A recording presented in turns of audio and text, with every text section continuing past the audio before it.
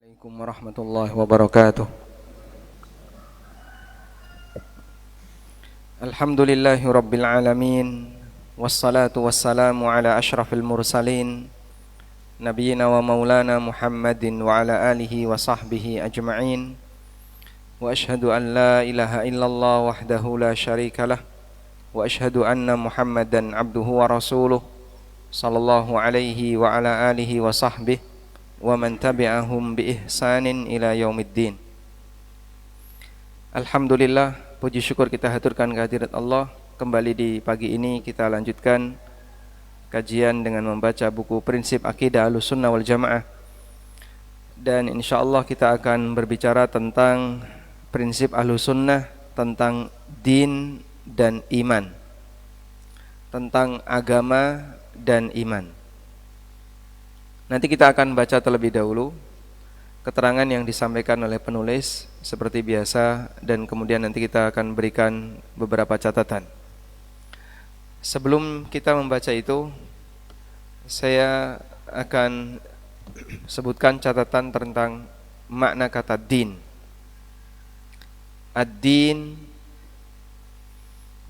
secara bahasa dari kata dana yadinu, artinya beramal.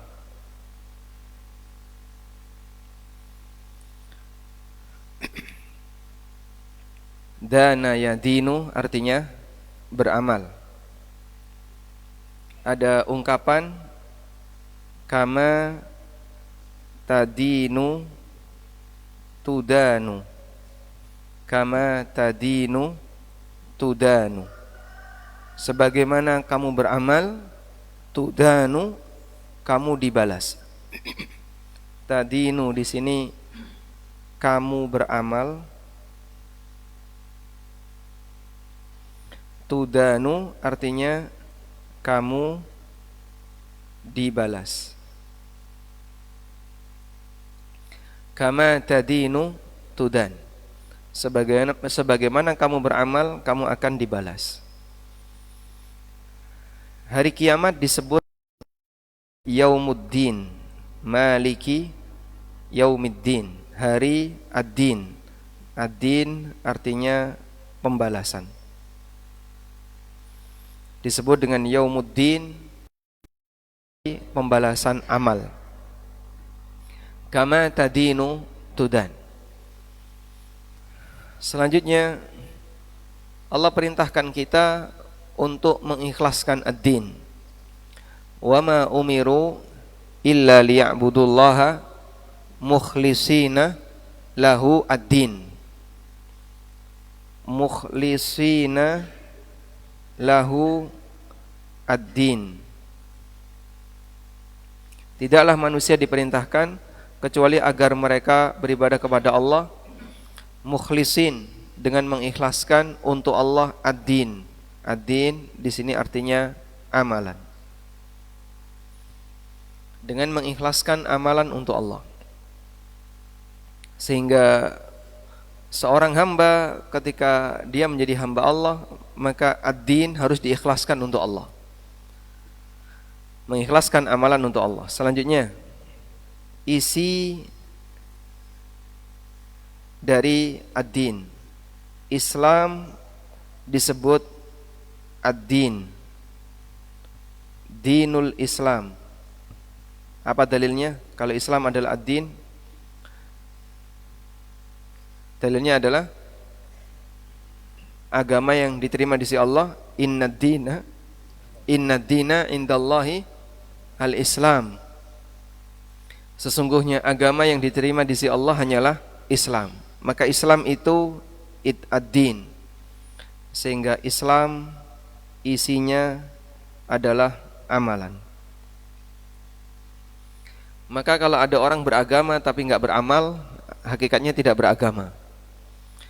Dia berstatus agama, misalnya Nasrani, tapi enggak pernah ke tempat ibadah, enggak pernah beramal, enggak pernah apapun sama sekali. Maka hakikatnya dia tidak beragama. Karena isi dari agama itu amal. isi dari agama adalah amal. Selanjutnya, isi amalan itu apa saja? Ad-din itu isinya apa? Isi dari ad-din adalah satu, amalan perbuatan. Yang kedua, hukum, aturan. Amalan perbuatan ini bisa amalan lahiriah, bisa amalan batin. Amalan lahir seperti ibadah, kegiatan sehari-hari yang kita lakukan. Amalan batin inilah akidah. Maka berakidah itu beramal, tapi beramal secara batin. Salat, baca Quran dan seterusnya, amalan apa itu? Lahir. Contohnya salat.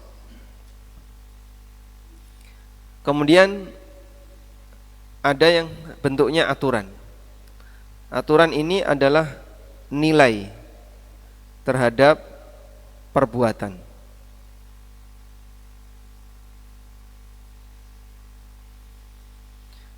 Yang ini halal, ini haram, ini wajib, ini mubah, ini sunnah dan seterusnya. Itulah nilai terhadap perbuatan. Dan bentuknya aturan. Maka kita beragama kepada Allah dengan dua hal. Melakukan amaliyah perbuatan, baik lahir maupun batin. Dan yang kedua, mentaati hukum dan aturan Allah. Ada orang yang berhasil yang pertama, rajin ngamal, tapi dia suka melanggar yang haram. Maka dia rajin yang pertama, tapi menyepelekan yang kedua. Ada orang yang dia hanya memahami agama itu amaran lahiriah saja, akidahnya nggak digubris. Sehingga ketika dia tidak memperhatikan akidah, maka dia beramal lahiriah tapi tidak melakukan amal batin. Dan beragam tipe-tipe manusia. Maka kita beragama di hadapan Allah mukhlisina lahuddin. Wa ma umiru illa liya'budullaha mukhlisina lahuddin, beragama kepada Allah dengan melakukan satu, amalan lahir, dua, amalan batin, tiga, mentaati aturan.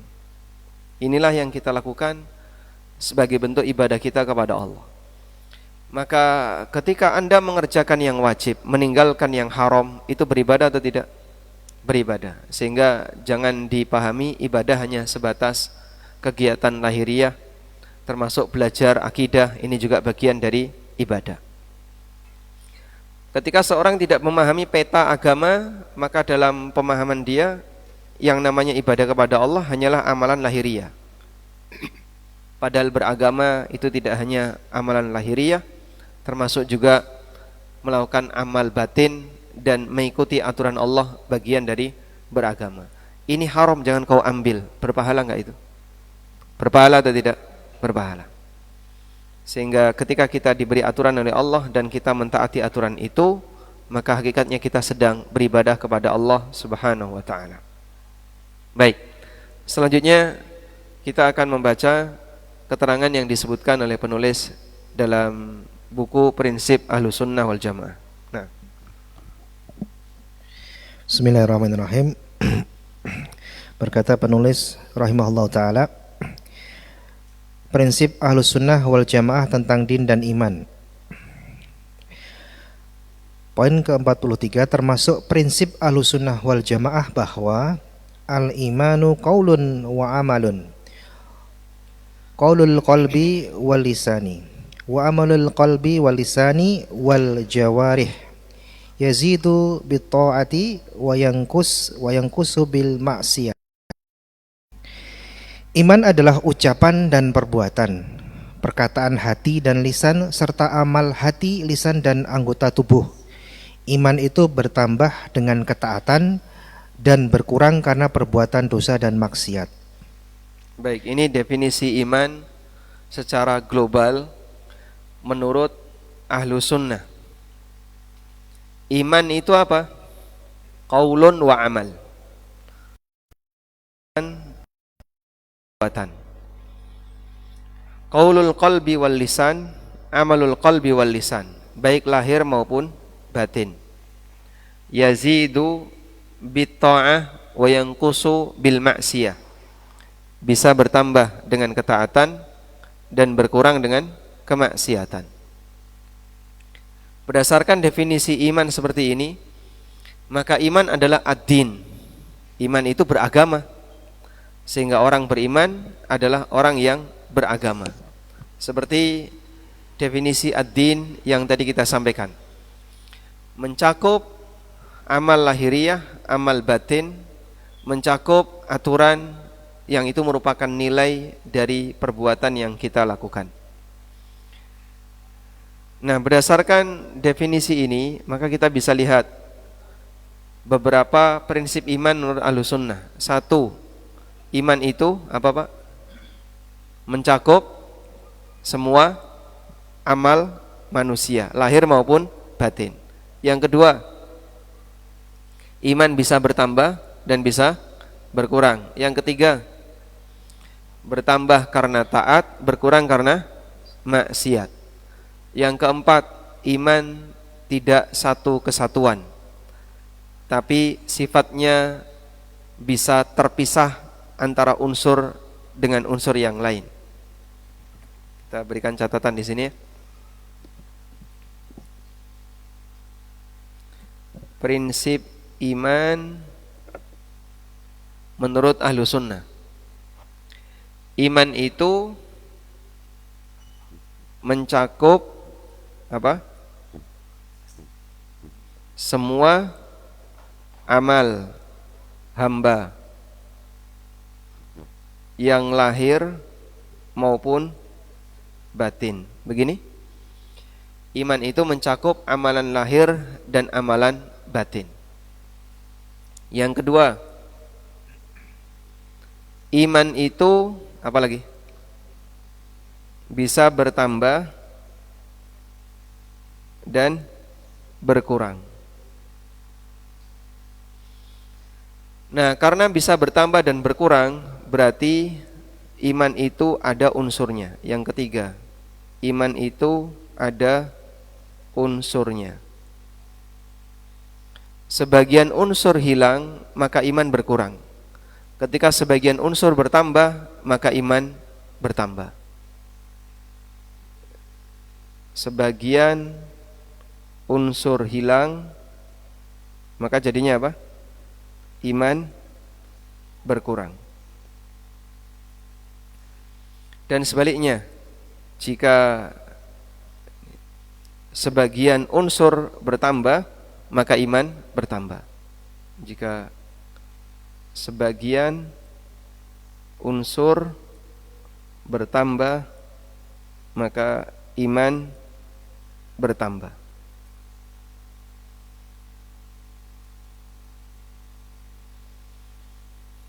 Selanjutnya, yang keempat,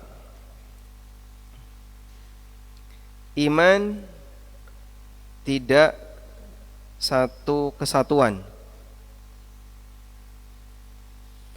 Jadi iman itu bukan seperti benda pejal yang cuman satu gini ya.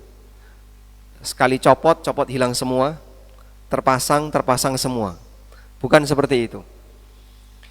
Pemahaman iman satu kesatuan itu pemahaman kelompok Khawarij dan Mu'tazilah serta Murji'ah.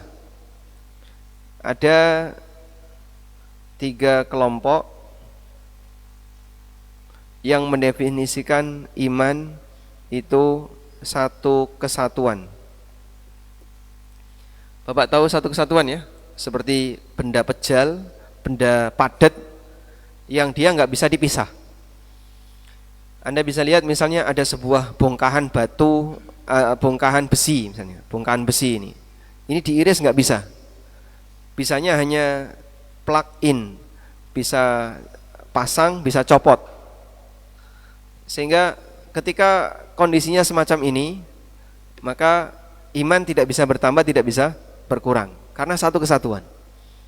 Yang ada adalah ada iman atau tidak ada iman. Tidak bisa makin besar, tidak bisa berkurang, karena dia seperti bongkahan besi yang utuh. Nah, ada 3 kelompok yang mendefinisikan iman seperti itu. 1, Khawarij. 2, Murji'ah. 3, Mu'tazilah.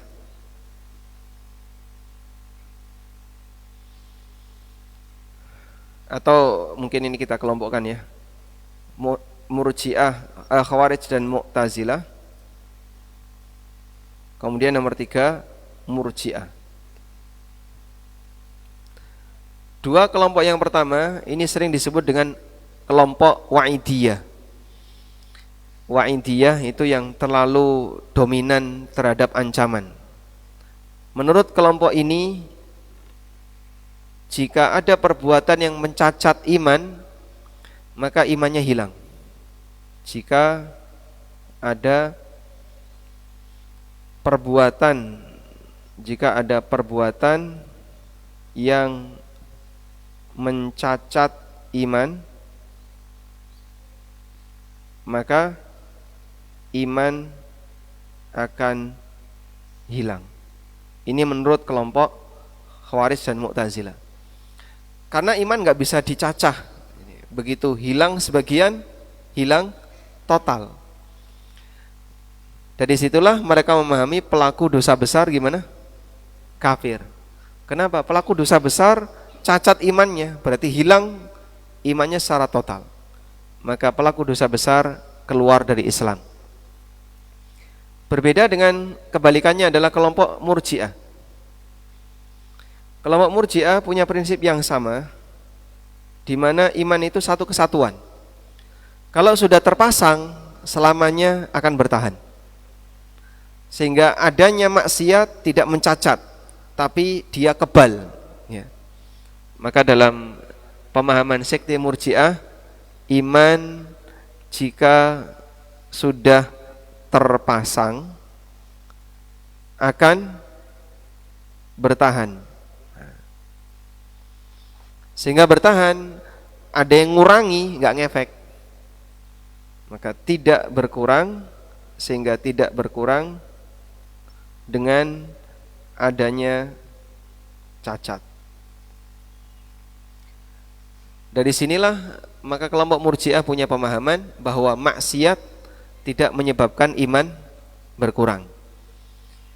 Maka seorang ketika dia sudah terpasang iman dalam hatinya, iman dia dengan iman Jibril sama, walaupun dia maksiat. Walaupun orang itu berbuat dosa, status iman dia dengan iman Jibril itu sama, karena sama-sama terpasang. Chip itu sama terpasang, benda itu sama-sama terpasang. Ibarat baterai gitu ya, yang dia tidak bisa surut isinya. Pokoknya kalau sudah terpasang, plek, nah maka akan utuh sebagai baterai. Baru hilang imannya kalau baterai ini dicabut. Baterai itu dicabut jika yang bersangkutan murtad. Tapi selama dia tidak murtad, walaupun dia tidak sholat, ahli maksiat, dia punya iman sebagaimana malaikat. Karena prinsip dia itu satu kesatuan. Baik, dan ini semuanya adalah kelompok menyimpang yang gagal paham berkaitan dengan masalah iman. Ahlussunnah tidak, iman bisa bertambah bisa berkurang karena iman itu berunsur. Maka iman di tempat kita itu ibarat sebuah tanah yang ada di dalam wadah. Makin banyak ketaatan, makin terisi banyak tanah. Ketika ketaatannya berkurang, tanah itu berkurang. Maksiat, tanah itu berkurang. Maka orang baru hilang iman total kalau dia menghabiskan semua yang ada di dalam ini. Sehingga dalam paham Ahlussunnah, iman hilang total jika apa? 1, wadahnya tumpah. Iya, Pak. Kapan wadahnya tumpah? Murtad, atau melakukan syirik, atau melakukan praktek kufur. Yang kedua, Yang kedua, ketaatan tidak diakui. Ketaatannya tidak diakui. Saat ketaatan, maka seperti nggak ada apa-apa. Karena itu Allah sebut perbuatan syirik membatalkan amal. Lain asyrakta la yahbatanna amalu. Kalau kamu berbuat syirik, maka seluruh amalmu akan batal. Kalau sudah batal, maka isinya itu tidak diakui, seperti tidak ada. Sehingga wadah itu, bejana itu kosong. Kemudian pada posisi ketika iman itu hilang, maka status dia keluar dari Islam. Pada saat dia murtad atau melakukan perbuatan kesyirikan atau melakukan perbuatan kekufuran atau ketaatannya tidak diakui. Dari sinilah kenapa kelompok LDII menilai selain kelompoknya keluar dari Islam, karena menurut LDII ilmu selain kelompoknya ilmunya batal. Nah, kalau ilmunya batal, amalnya batal. Kenapa mereka bisa mengklaim ilmunya batal? Karena tidak mencari ilmu dari jalur kelompok mereka. Ilmu itu sah kalau musnad, mangkul, muttasil versi LDI 3M ya. Kayak merek kaca itu, Pak. Jadi dia harus musnad, mangkul, muttasil, baru disebut ilmunya sah. Yang dipelajari LDI itu apa sih, Pak? Sama seperti yang kita pelajari, Sahih Bukhari, Sahih Muslim, Musnad Imam Ahmad, nggak tahu Musnad Imam dipelajari, Sunan Abu Dawud, Sunan Tirmidzi, kitab-kitab induk yang kita kenal. Mereka baca tafsir Ibnu Katsir. Tapi harus dari jalur mereka. Kalau belajar di Kamis pagi, Rabu pagi, itu tidak diakui semua. Karena gurunya tidak melalui jalur mereka. Sehingga bisa jadi yang dipelajari sama, statusnya beda. Yang satu sah, satu batal. Sehingga mereka punya istilah ilmu batal, ya. Kita kan ada sholat batal, ya, puasa batal. Di LDI ada istilah ilmu batal. Kalau ilmunya batal, lah kamu beramal pakai apa? Pakai ilmu. Ilmumu batal, ya batal semua.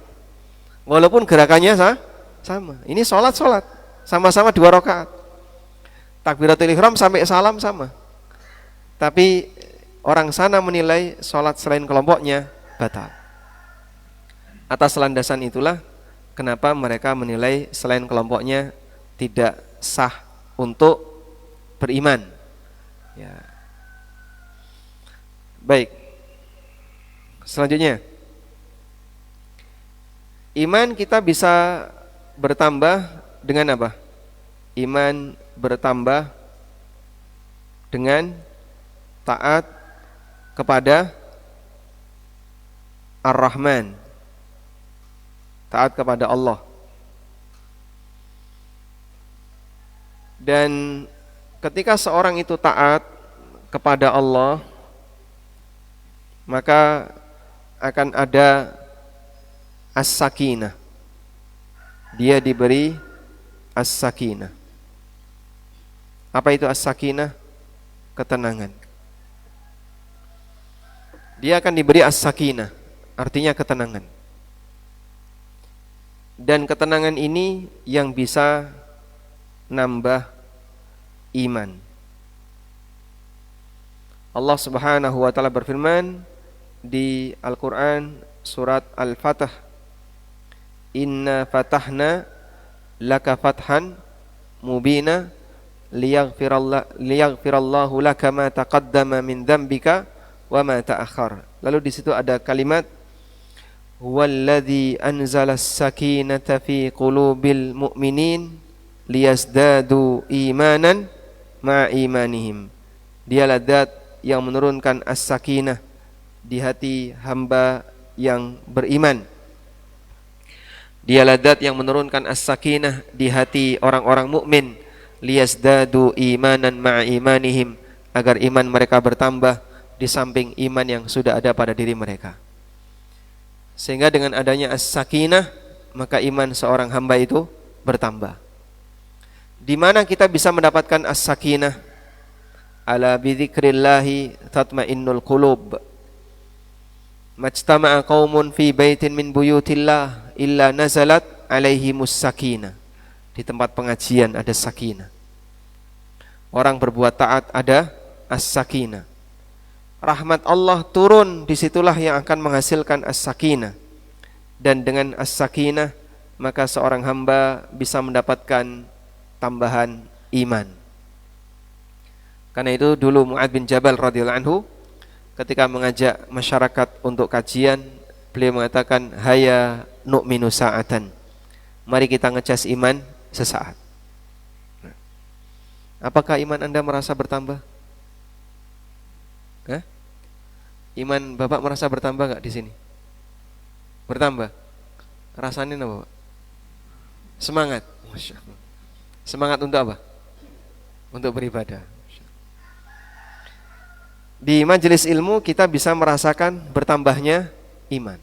Bisa makin yakin, makin kenal, makin ngerti. Sehingga kadang ada orang yang begitu ikut pengajian, dia mantap-mantap. Ya, itu memberikan effect, ya. Efek dalam pengajian. Ada sesuatu baru yang dia pahami, keyakinan bertambah, semangat bertambah. Disitulah manfaat majelis ilmu. Sekarang kita baca lanjutannya.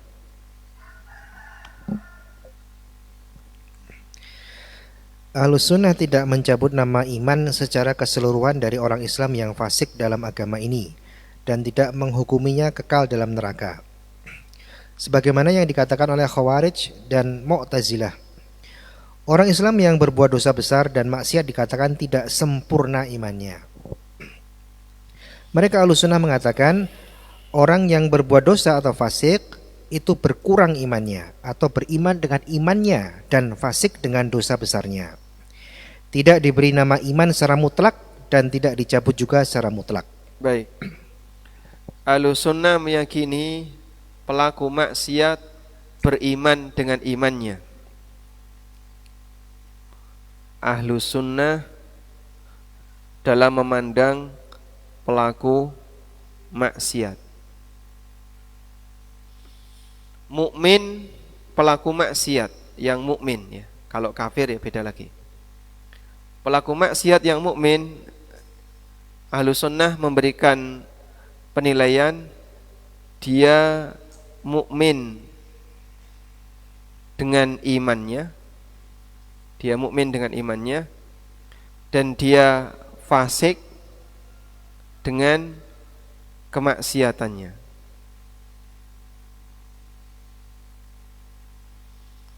Demikianlah penilaian yang diberikan oleh Ahlussunnah.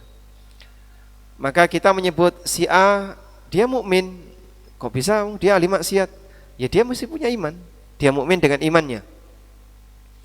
Tapi dia fasik dengan kemaksiatannya. Demikianlah gelar yang diberikan oleh Ahlussunnah. Sehingga ketika ada orang berbuat maksiat, kita tidak katakan oh dia mukmin yang sempurna, mukmin sejati. Itu tidak boleh, ya. Karena dia imannya berkurang. Maka kita tidak mengklaim menyatakan dia mukmin sejati. Karena mukmin sejati itu Rasulullah sallallahu alaihi wasallam yang maksum dari dosa. Sementara yang lain ya mukmin dengan imannya, dan kalau dia punya maksiat maka dia durhaka kepada Allah sebagai orang fasik dengan kemaksiatannya. Dan itulah kondisi kita semuanya. Itu kondisi kita pada umumnya, karena kita tidak maksum dari perbuatan dosa. Selanjutnya,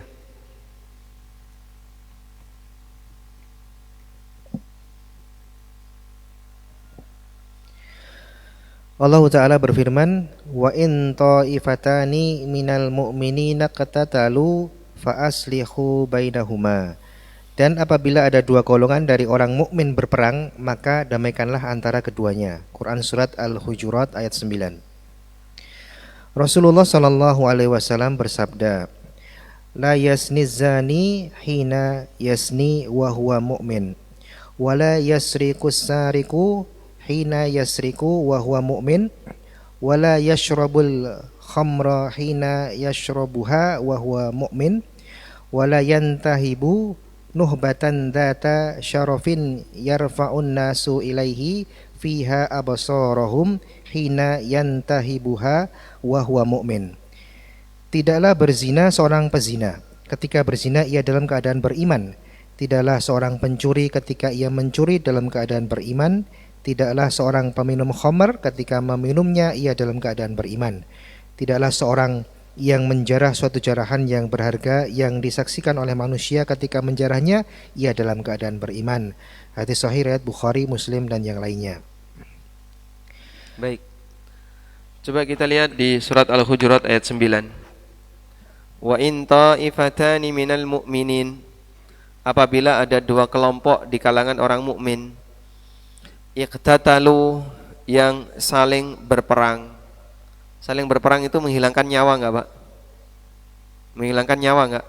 Menghilangkan nyawa. Tapi dua-duanya mukmin. Dua mukmin yang saling berperang. Berarti ini mukmin, ini mukmin. Allah menetapkan dua-duanya mukmin. Wa in ta'ifatani minal mu'minin, apabila ada dua kelompok di kalangan orang mukmin. Berarti kelompok satu dan kelompok dua, yang mukmin yang mana? Dua-duanya. Padahal berperang di sini apa hukumnya? Dosa besar. Sehingga membunuh tidak menyebabkan pelakunya hilang iman. Maka Allah sebut keduanya mukmin, dua kelompok yang mukmin. Maka membunuh tidak menghilangkan status iman. Padahal itu dosa membunuh ya. Apalagi yang statusnya di bawah membunuh. Kalau ada orang mukmin korupsi, apakah hilang iman? Tidak, dia masih mukmin. Selanjutnya di Al-Baqarah ayat 78 dan An-Nisa ayat 92, lihat di footnote ya, halaman 122. Allah menyebut kata saudara sesama mukmin meskipun dia telah melakukan kesalahan dengan membunuh orang mukmin yang lain, padahal itu dosa besar. Fa in ufiyalahu min akhihi syai'un fattiba'un bil ma'ruf. Fa in ufiyalahu min akhihi syai'un, kalau dia dimaafkan oleh saudaranya. Si A membunuh si B, lalu keluarganya si B memaafkan si A, dan Allah sebut dimaafkan oleh saudaranya. Saudara di sini saudara apa? Seiman. Sehingga sesama mukmin bersaudara, berarti pembunuh ini masih mukmin enggak? Mukmin. Dia mukmin walaupun dia pembunuh. Kemudian di hadis yang lain, dalam sebuah hadis Nabi SAW bersabda, la yazni zani hina yazni wa huwa mu'min. Tidaklah berzina seorang pezina ketika dia sedang berzina dalam keadaan beriman. Di footnote itu ada keterangan An-Nawawi, tapi sebagian ulama memahaminya kayak gini ya. Saat si A ini minum khamar atau berzina, ketika sedang minum khamar atau berzina, imannya itu lepas dari dirinya. Begitu dia selesai, imannya menyatu lagi. Ketika dia sedang berzina, imannya lepas. Selesai, imannya menyatu lagi. Terus seperti itu. Maka iman terkadang bisa lepas sesaat, balik lagi ke pemiliknya di saat dia selesai maksiat. Itu salah satu di antara makna hadis ini. Tapi An-Nawawi punya pendapat yang berbeda. Coba kita baca di footnote halaman 123. Fadhal. Imam An-Nawawi rahimahullah menjelaskan hadis ini termasuk yang diperselisihkan maknanya. Sedang pendapat yang paling sahih yang dikatakan oleh para peneliti bahwa maknanya yaitu tidaklah seseorang melakukan perbuatan dosa dan maksiat ini ketika dia dalam keadaan sempurna imannya. Dan ini termasuk lafaz-lafaz yang menafikan sesuatu, tetapi yang dimaksud di sini adalah dinafikan tentang kesempurnaan imannya. Dan kami menafsirkan seperti yang disebut di atas dengan dasar hadis dari Abu Darda yang sahih di mana Rasul sallallahu alaihi wasallam bersabda, barang siapa yang mengucapkan la ilaha illallah ia akan masuk surga meskipun ia berzina dan mencuri. Syarah Sahih Muslim. Dalam hadis ini dinafikan iman tidak berarti dinafikan Islam, karena iman itu lebih khusus daripada Islam. Sebagaimana firman-Nya yang artinya orang-orang Badui itu berkata, kami telah beriman. Katakanlah kepada mereka, kamu belum beriman, tetapi katakanlah kamu telah Islam atau tunduk patuh, karena iman itu belum masuk ke dalam hatimu. Al-Hujurat ayat 14. Nah, insya Allah paham ya. Jadi ketika orang itu berzina dia tidak beriman, maksudnya adalah tidak sempurna imannya. Ini takwilnya yang disampaikan oleh An-Nawawi, dan beliau mengatakan pendapat sebagian ulama, dan beliau anggap itu yang lebih kuat. Selanjutnya di halaman 124 di antara dalil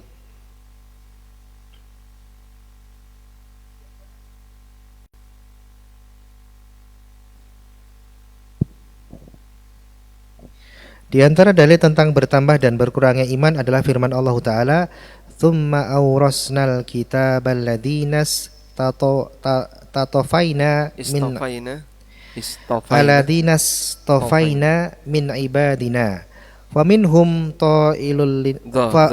faminhum dhalimun linafsi wa minhum muqtasidun wa minhum sabiqun bil khairati biidnillah dzalika huwal fadlul kabir." Kemudian kitab ini kami wariskan kepada orang-orang yang kami pilih di antara hamba-hamba kami. Lalu di antara mereka ada yang mendolimi diri sendiri, ada yang pertengahan, dan ada pula yang lebih dahulu berbuat kebaikan dengan izin Allah. Dan demikian itu adalah karunia yang besar. Quran Surat Fatir ayat 32. Maka terbaginya orang-orang yang beriman menjadi 3 golongan, menunjukkan bahwa iman itu bertambah dan berkurang. Nah, di Surat Fatir ayat 32 Allah menyebutkan 3 tingkatan mukmin. 1 dolim, 2 pertengahan, 3 sabiqun bil khairat, yang mendahului yang lain. Dolim ini berarti orang yang maksiatnya lebih banyak daripada ketaatannya. Muqtasid pertengahan, dia banyak ketaatan, di saat yang sama dia juga banyak melakukan dosa. Sabiqun bil khairat, orang yang melesat jauh di depan, di mana ketaatannya jauh lebih banyak dibandingkan kemaksiatannya, maka dia mendahului yang lain dalam kebaikan. Ini pembagian tentang muslim. Jadi muslim itu ada berapa, Pak? Kalau ditanya, emang kaum muslimin ada berapa kelompok sih? Ada 3. Apa saja? NU, Muhammadiyah, persis. Ya salah ya. 3 itu apa saja? Sabiqun bil khairat, yang ketaatannya jauh lebih banyak daripada kemaksiatannya, dan dia mendahului dalam kebaikan. Yang kedua, pertengahan, antara ketaatan dan kemaksiatan berimbang. Yang ketiga, maksiatnya lebih banyak daripada ketaatan. Itulah 3 kelompok mukmin. Kita bisa ngukur diri, kira-kira saya ada di mana? Apakah yang di belakang, di tengah, ataukah yang jauh di depan? Wallahu alam. Walhamdulillahirabbil alamin. Demikian yang bisa kita sampaikan. Semoga yang sedikit ini menjadi pelajaran yang bermanfaat. Wassallallahu ala nabiyyina Muhammadin wa ala alihi wa sahbihi wasallam. Baik, alhamdulillah, jazakumullah khairan atas kajian pada pagi hari ini. Kita sampai pada sesi tanya jawab. Silakan bagi teman-teman yang akan bertanya. Monggo, Pak.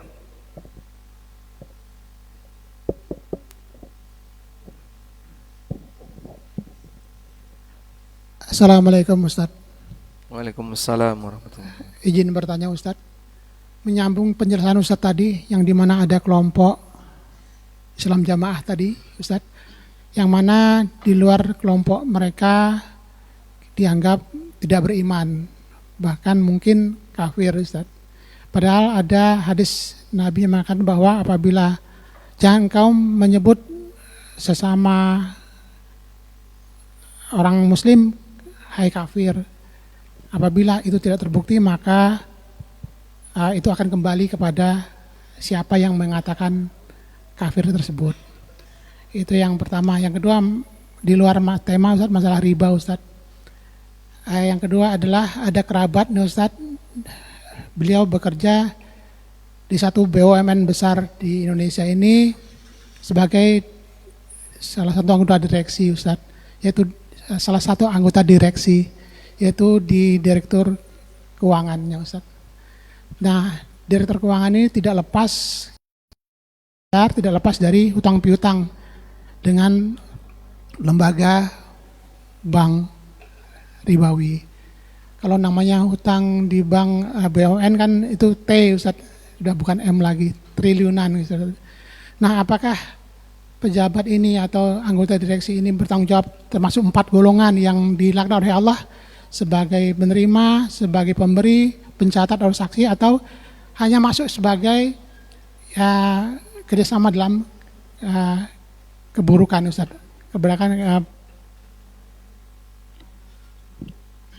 maksiat, kerjasama dalam maksiat. Waalaikumsalam warahmatullahi wabarakatuh. Yang mengkafirkan Ahlussunnah itu banyak, Pak. Tidak hanya kelompok yang tadi Bapak ceritakan, yaitu apa tadi? Kelompok Islam Jamaah. Ada banyak sekali yang menilai Ahlussunnah itu kafir. Syiah itu menilai Ahlussunnah keluar dari Islam, karena mereka tidak mengakui ajaran Syiah yang menurut Syiah itu ajaran ajaran paling sentral di mana orang tidak boleh tidak memilikinya. Beberapa kelompok yang lain juga sama. Makanya yang menilai Ahlussunnah ini keluar dari Islam itu banyak. Khawarij mengkafirkan Ahlussunnah karena dianggap Ahlussunnah mengakomodir pelaku dosa besar. Awala kullin, intinya kafir mengkafirkan itu sudah ada sejak zaman Ali bin Abi Thalib. Bahkan sebelum itu sudah ada kafir mengkafirkan antar sama muslim. Dan Nabi SAW ngasih peringatan, man qala li akhihi ya kafir faqad ba'a biha ahaduhuma. Barang siapa yang mengatakan kepada saudaranya, hei kafir, maka dosanya kembali kepada salah satu di antaranya.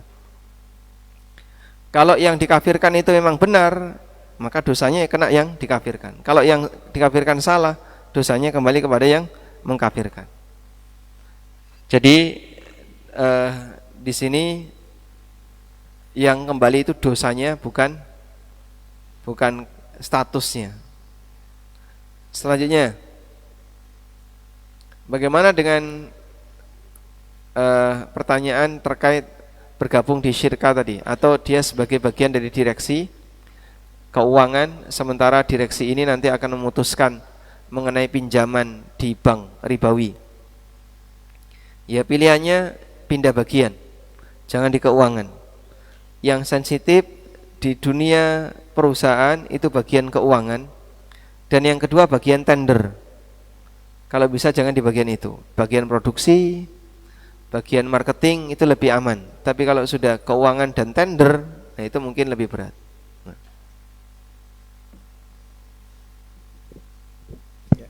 Baik. Monggo, Mas.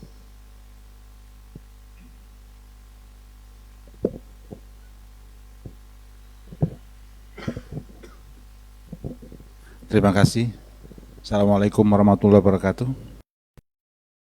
Singkat saja, Ustadz, bila ada orang melakukan kemaksiatan, tetapi dalam kesendirian gitu, dalam sendiri, mungkin di kamar atau di mana gitu, dia melakukan kemaksiatan, apakah amalannya itu hilang?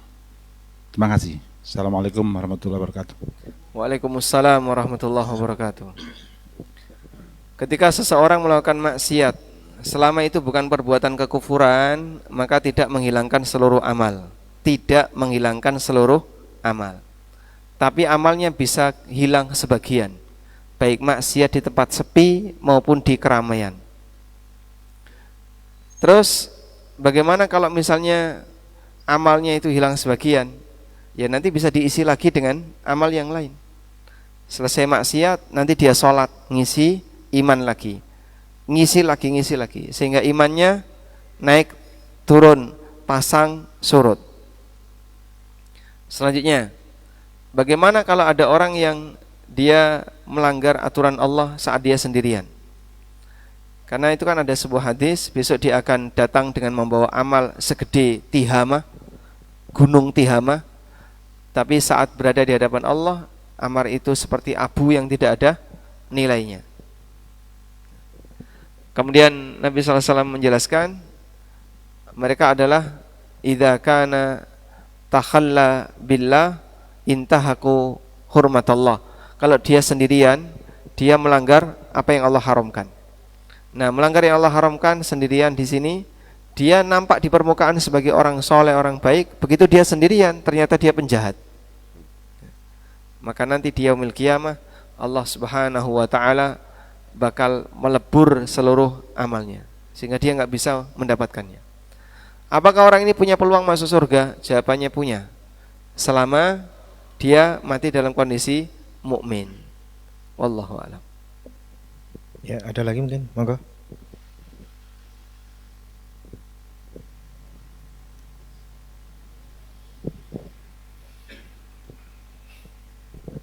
Bismillah. Assalamualaikum Ustaz. Waalaikumsalam warahmatullahi wabarakatuh. Ustaz, saya pernah menghadiri di satu daerah terpencil. Saya ikut sholat berjamaah, terus ikut pengajian mereka gitu Ustaz ya. Di situ awalnya masih normal-normal aja, sholat biasa. Terus setelah sholat kita ikut pengajian. Pengajiannya tuh menurut saya tuh menyimpangnya dia. Kalau saya tanya, sempat saya tanya sama jamaahnya itu Wahidiyah atau Walidiyah gitu Ustaz. Itu dia ada kayak apa ya, gerakan-gerakan yang di luar sholat kita lah.